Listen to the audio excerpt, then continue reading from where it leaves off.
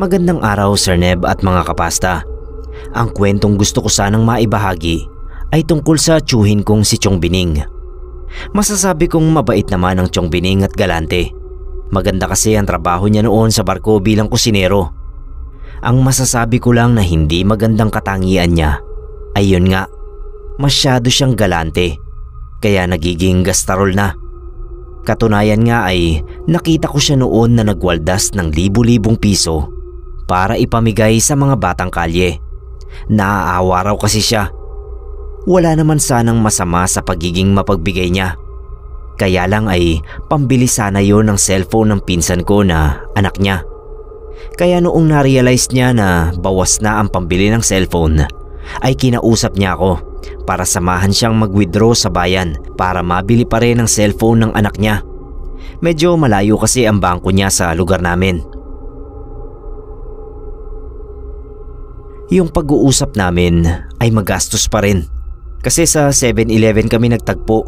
Nauna siya sa akin na dumating doon at kumakain na siya ng siopaw at Slurpee pagdating ko. Pagkita niya sa akin ay sinabihan niya ako na kumuha lang ng gusto ko at siya ang magbabayad. Nahihiya akong tumanggi pero nahihiya rin akong kumuha ng mamahalin kaya cup noodles na lang ang kinuha ko at isang juice. Napansin ko ngayon, itong tiyuhin kong magaling ay nag-iikot pa sa buong tindahan. Dampot ng mga chichirya at tsokolate. Napapailing na lang ako kasi gagastos na naman siya. Maya-maya nagpalinga-linga siya. Tapos noong makita niya ako ay lumapit siya sa akin. Tinanong kung okay na raw ba ako sa kinuha ko. Dagdagan ko pa raw pero tumanggi na nga ako. Noong nagbayad na siya, mahigit 1,000 ang bill niya. Kasi nga puro chichirya na malalaki pa man din at mga tsokolate na imported.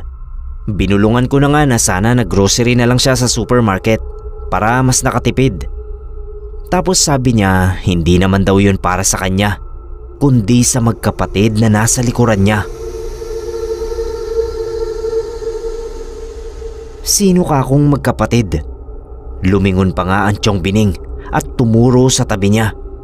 Kaso wala naman siyang kasama. Saktong naiplastik na ng cashier yung mga pinamili ng Chong, kaya kinuha na niya at binigay na roon sa magkapatid na sinasabi niya. Nagpalinga-linga ang Chong habang sabi ng nasaan na yun? Tinanong niya pa yung cashier kung may 2 batang lalaki raw ba na kalalabas lang. Pero wala raw, sabi ng cashier. Wala raw pumapasok o lumalabas na mga bata sa store nila magmula nang dumating ako.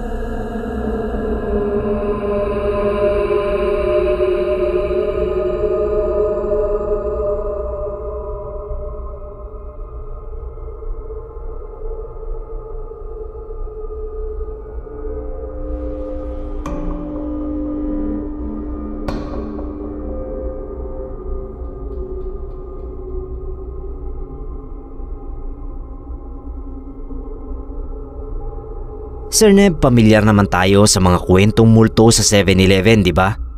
Medyo cliché man pero may maiko-contribute akong kwentong horror kung 7-Eleven din lang ang usapan. High school ako noon nang magkaroon ng 7-Eleven sa lugar namin. Hindi pa uso yung mga urban legend tungkol sa store na yon. Ang uso noon, Slurpee. Ewan ko ba, feeling namin noon kapag naka-Slurpee kami, mayayaman kami at sosyalin. Slurpee ang milk tea namin noon. Madalas kaming tambay noon tapos pabagalan umubos ng Slurpee. Starbucks ng high school students sa lugar namin ang branch na yon ng 7-Eleven. Minsan nga ay nirereklamo na kami dahil sa ingay. Ang hindi ko malilimutan na pangyayari sa 7-Eleven ay noong araw na sumikat yung store nila dahil sa multo. Naroon kasi ako nang mangyari yon. Magmi-meet kami ng kapartner ko sa dance practice at nauna ako sa kanya. So syempre, Slurpee muna tapos tambay. Yung cashier, mayat maya naririnig ko na nagsasabi ng, "Kalalagay ko lang po, 5 minutes pa po." Siguro mga ilang minuto siyang ganun ng ganun. Tapos halata sa itsura niya na pikon na siya Yung boses niya malumanay pa, pero yung facial expression niya galit na. Maya-maya sumabat na yung kasama niya. "Bigyan mo na, kapag malamig pa, edi sorry." Mga ilang segundo lang, biglang bumukas yung pinto. Tapos sumara ng malakas na parang masisira na. Nagulat kami noong isa pang customer kasi kami yung nakakita sa nangyari. Napasigaw yung cashier. Para bang may pinagalitan. Lalo kaming nagulat. Sinong kinakausap nung cashier? Mura pa siya ng mura, kaya tuloy lumabas na yung bisor niya. Tinatanong yung cashier kung bakit naninigaw at kung sino ang sinisigawan niya. Sabi ba naman noong cashier, Sir Neb, meron daw lalaking makulit na tanong ng tanong kung pwede nang kumuha ng hotdog sandwich. Kalalagay nga lang daw. Tapos noong sinabihan ng kasama niya na bigyan na kahit malamig, nagalit at nagdadabog na lumabas ng store. Padarag pang binuksan at sinara yung pinto. Imbis na matakot ay nagtawanan na lang kami sa loob.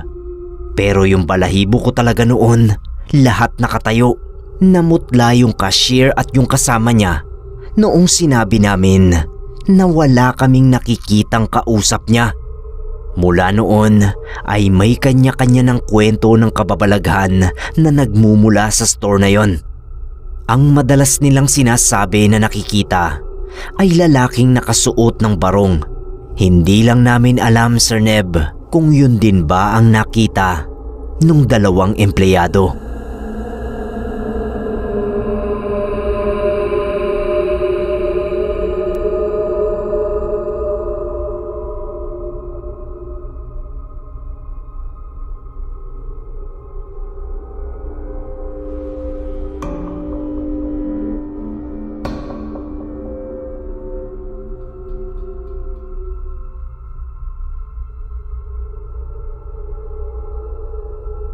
Good evening, Sir Neb.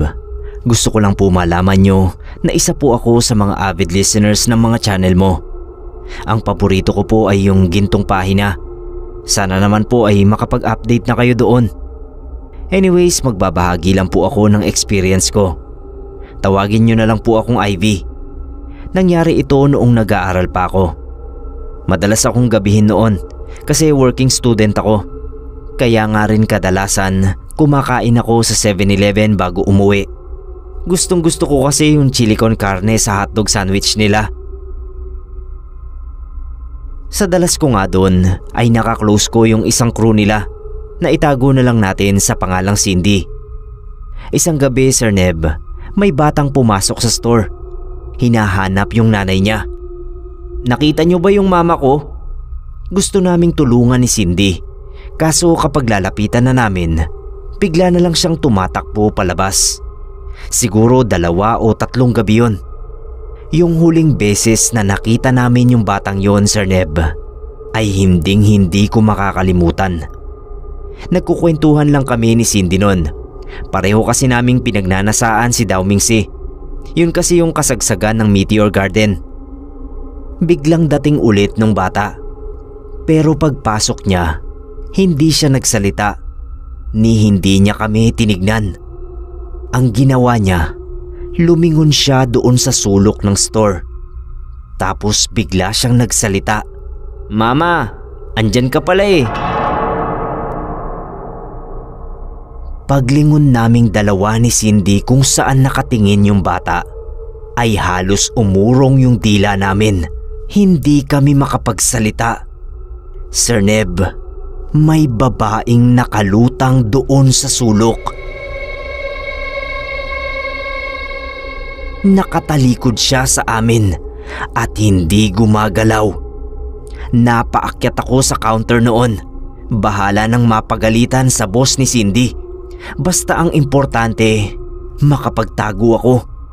Nagyakapan na lang kami ni Cindy noon habang nakapikit. Dumilat lang kami ulit nung may dumating na customer. Napaghinalaan pa kaming gumagawa ng milagro. Nung tignan namin uli yung sulok, wala na yung babae at wala na yung bata. hindi na ako ulit bumalik sa store na yon, Sir Neb. Sobra akong na-trauma sa nangyari. Doon ko lang din na-realize na malamang multo na lang din yung bata na nakikita namin ni Cindy.